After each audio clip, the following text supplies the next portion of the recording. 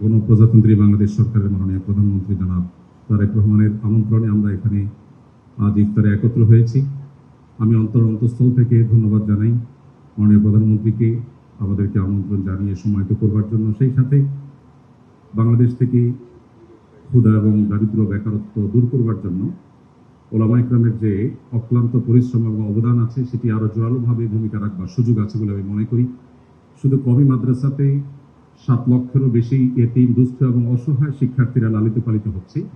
এই ছেলেগুলো, এই বাচ্চাগুলো যদি কওমি মাদ্রাসার পরিপূর্ণ তত্ত্বাবধানে লালিত পালিত না হতো, তাহলে বাংলাদেশে আজ যে সমস্ত কিশোর গ্যাং সহ যে সমস্ত সমস্যা এবং ক্রাইসিসগুলো আমরা দেখতে পাচ্ছি, এগুলো কতটা প্রকট আকার ধারণ করতে পারতো সেটা বলার অপেক্ষা রাখে না।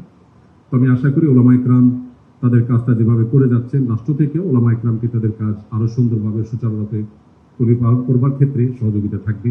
দোয়া করি আল্লাহ তাআলা আমাদের এই প্রিয় দেশটাকে বিশ্বের মানচিত্রে মাথা উঁচু করে দাঁড়াবার তৌফিক দান করুন। এবং সেই সাথে আমি বিনয়ের সাথে অনুরোধ করছি মাননীয় আমাদের বায়তুল মুকাররমের সম্মানিত খতিব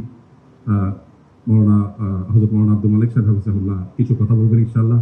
ওলামা ইকরাম, ইমাম খতিব যারা আছেন, আমি মনে করি প্রায় 4 লক্ষের মতো মসজিদ এদেশে যে আছে, বাংলাদেশে সকল পলিটিক্যাল পার্টিগুলোর অফিস, সকল সরকারি অফিস একত্র করলেও 4 লাখের ধারে কাছে হওয়ার কথা নয়। এই 3 লক্ষের থেকে 4 লক্ষের মাঝামাঝি যে বিশাল অঙ্কের মসজিদগুলো আছে, এগুলো শিরা উপশিরার মতো দেশের সমতলে, পাহাড়ে সব জায়গায় ছড়িয়ে আছে।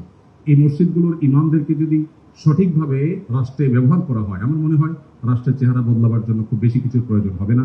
দোয়া করি আবারও আল্লাহ রাষ্ট্রকে বিশ্বের মানচিত্রে মাথা উঁচু করে দাঁড়াবার তৌফিক দান করুক।